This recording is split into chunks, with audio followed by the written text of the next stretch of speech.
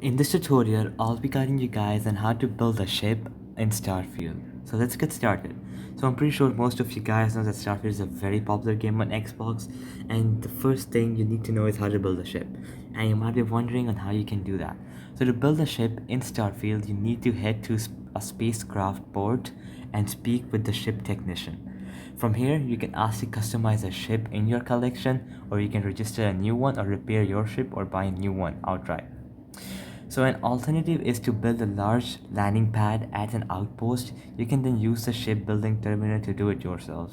So there are two methods you can go, either one.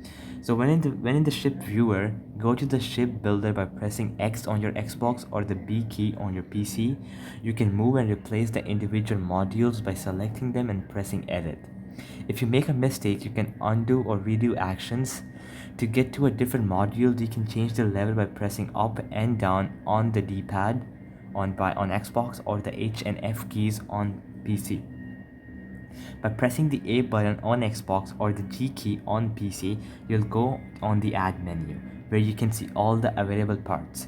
At the bottom of the screen will be a row of your ship's stats, and it's wise to keep an eye on those if you want your ship to specialize in something in particular, such as transporting cargo, fighting, or speed, or whatever you want.